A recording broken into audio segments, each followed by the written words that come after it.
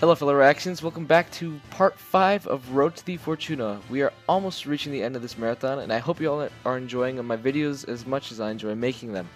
Anyways, today we'll be reviewing the Gauss Compact S carbine, the new conglomerate's most versatile carbine that they have access to. The NC2S Gauss Compact possesses a select fire mode that further diversifies the usage of the already adaptable carbine.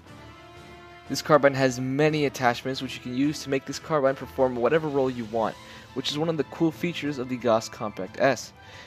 Anyways, I'll be giving you all the statistics of the weapon, recommended attachment choices, some tips, and some amazing playstyles to benefit your performance on the field. Many people see this as a sort of spiced up or side-graded mercenary, the new conglomerate's default carbine, so I'll be comparing the two weapons a bit to hopefully get you to decide on which weapon you'd prefer over the other. In order to unlock this gun, you will need the necessary funds of 500 certification points or 700 Daybreak cash. If you proudly wear red and are interested in using a weapon similar to this, then you would want to run with the Track 5S. But if you're the purple ones who believe in aliens and love to wear that skin-tight spandex, then you would want to run with the Solstice SF. Now let's take a dive at some of the weapon statistics, starting with the fire rate. The Gauss Compact S fires at 577 rounds per minute, and compared to the Mercenary's 600 rounds per minute fire rate, the Compact S obviously loses at this department.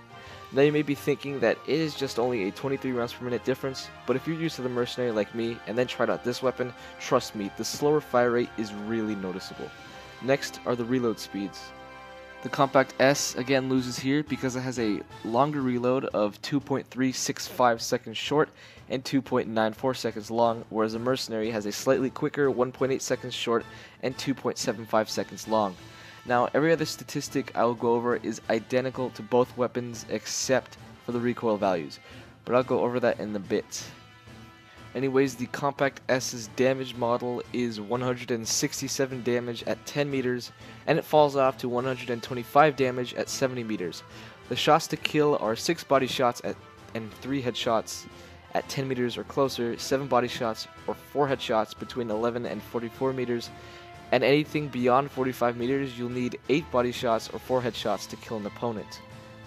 Keep in mind that the information that I've just given you does not count towards the Infiltrator's reduced shields, the Heavy Assault's aura shields, and nanoweave armor. The information gathered for shots to kill is on an opponent with 1000 total health and no resistances to any small arms fire. The muzzle velocity is 500 meters per second, which is pretty average for your standard NC carbine, and your total ammo pool with this carbine is 180 rounds, and each of your magazines will carry 30 bullets. Pretty straightforward magazine size. Now let's check out recoil values, but I'm going to start off with comparing the Mercenary's recoil values to the Compact S's.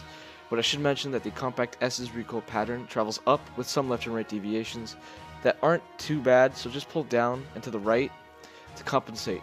Since the left deviations are stronger than the right ones, then you'll want to pull down and to the right instead of down to the left. And now to the values. The Mercenary's horizontal recoil value is 0.175 degrees and the vertical recoil value is 0.4 degrees. And the first shot recoil multiplier is times 1.75. Now for the Gauss Compact S, the horizontal recoil value is 0.174 to 0.2 degrees, so it could potentially be worse than the Mercenary's, and the same thing goes for the vertical recoil value at 0.45 degrees, which is worse. And the first shot recoil multiplier is actually surprisingly lower at times 1.4, but it honestly still feels worse on the Compact S.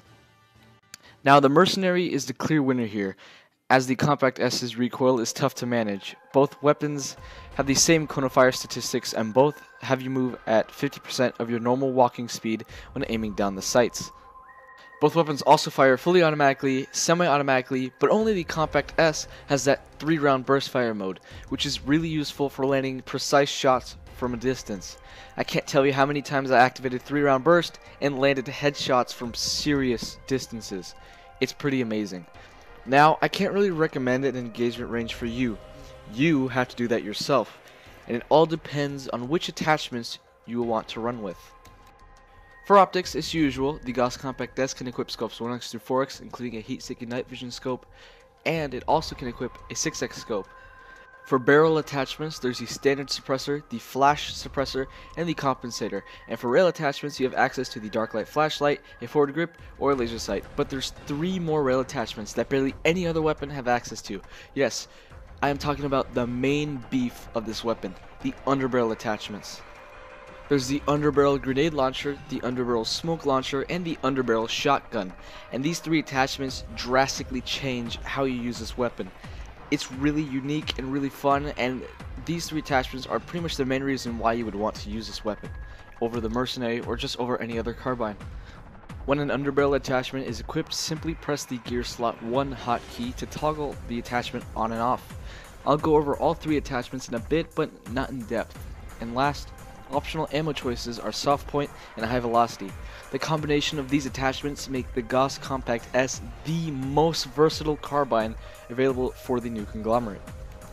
Now let's take a closer look at the underbarrel attachments and give you my tips on how to use each of them effectively and recommendations onto whether which class best suits each attachment.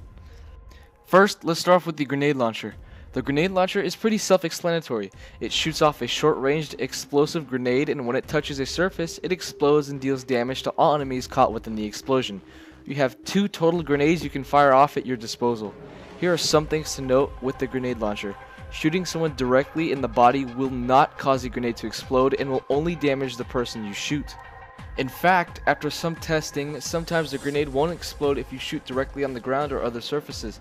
It will take 2 direct shots to kill one opponent, but if the grenade is shot in the head, then it's a one-shot kill. If the grenade does explode, enemies caught deep within the explosion take more damage than enemies on the edge of the explosion. I'm not sure how much damage that the explosions deal, but it can take out enemy shields and a tiny bit of health if they are caught in the center when it goes boom. I personally think that the underbarrel grenade launcher best suits the engineer, as you can resupply your limited amount of grenades, you have an ordnance to deal with maxes, and it further increases the engineer's demolition capabilities. And next we have the underbarrel shotgun. The underbarrel shotgun is a shotgun under your weapon's barrel. It shoots around 8 to 10 pellets per shell, and I'm not sure how much damage each pellet deals, but it's enough to kill an opponent if most of them land on target. In some cases, aiming down the sights and shooting someone in a bit further range than normal can kill them in one hit, but I consider this to be luck. You have a total of 4 shells at your disposal. I think the underbarrel shotgun best suits the light assault class. A hidden shotgun will allow them to flank from above and kill single opponents quickly, and it can be used as a last-ditch effort to save your life. And finally, we have the underbarrel smoke launcher. It acts as the grenade launcher, only it doesn't deal damage upon impact, and instead it creates a large cloud of smoke that doesn't last as long as the light assault's normal smoke grenades. This is a very tactical attachment that can help the engineer or light assault sneak around easier, although I think it works better for the light assault. You have a total of 2 smoke grenades to fire. Now that the underbarrel attachments are covered, let's take a look at some builds I like to use on the Gauss Compact S. For the first one, I call the CQK, or Close Quarters King. A 1x sight, suppressor, soft point ammo, and an underbarrel shotgun. This will allow you to be sneaky in close quarters, and if you have those extra extreme close quarters encounters, then the shotgun can deal with those threats. This is the setup that I personally run with almost all the time. If you want to go a bit more sneaky beaky like, then try out the Ninja. Same attachments as the CQK, but this time replace the 1x scope with the heat seeking night vision scope and the shotgun with the smoke launcher. This setup will allow you to prevent enemies from locating you, and the suppressor will make it so that they won't know what hit them. Now this one, I call it the Wannabe Mercenary. 2x reflex, your choice of a compensator, and a forward grip. This setup will kinda make you feel like you're using the Mercenary, but it isn't really quite the same. And last is the Demolisher. 2x sight, a compensator, and a grenade launcher. This loud and proud setup will allow you to deal with clusters of enemies and still nail them from a distance. These are some of my builds for this weapon, but since it is very adaptable, you can customize it to your liking. Now here's some advice on how to maximize your destruction with the Gauss Compact S. The first tip is to try to go for headshots. It may be hard, but just try. This weapon fires slower than normal, so landing all your shots, or better yet, headshots, will make sure you survive any duels with single opponents. One thing about this though, just stay away from heavies. It's pretty self-explanatory, just stay away from them as much as possible. Next is to burst fire this weapon as much as you can, or better yet, switch to the 3-round burst fire mode. firing everything in full auto can get out of hand pretty easily. For another tip, use your underbarrel attachments when it is necessary. If you are in close quarters and have the shotgun, don't hit fire. Switch to the shotgun and use that instead. You need to be precise in order to execute this effectively. If you are engaging more than one opponent, fire off the grenade launcher first, then switch to your bullets. If you're trying to get in or out of a sticky situation, use the smoke launcher to cover your tracks. If you have the grenade launcher or underbarrel shotgun, use those as desperate attempts to kill an opponent if they catch you reloading. Seriously, the reload time of this weapon is freaking long, and I can't tell you how many times that this strategy has saved my bacon. Be accurate as possible. It's okay that you don't get headshots, but it's important that you actually land your shots. Missing at least one could spell your ultimate doom. Now for performance wise in the light assault and engineer classes, it all depends on what you run with. Like I said, the Underbarrel shotgun greatly benefits the light assaults as it allows them to surprise enemies from different angles with very little reaction time for them. And for engineers, you can spam pretty much unlimited grenades with the grenade launcher for maximum destruction. But overall, it performs similarly on both classes.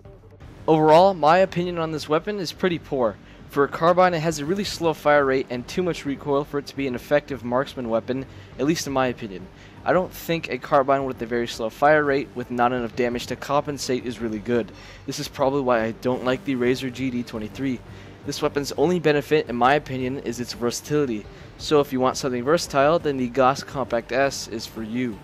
And here are the final two questions. Was the grind for the Araxium medal worth it? My honest opinion is no. Hell no. Araxiuming this weapon was such a damn pain, I swear I hated it. I rarely went on kill streaks with this weapon, and I'm glad that it's finally over. Will I ever come back to this weapon? Rarely. Only when I feel like blowing stuff up as an engineer, but otherwise I find the Gauss Compact S useless in my arsenal.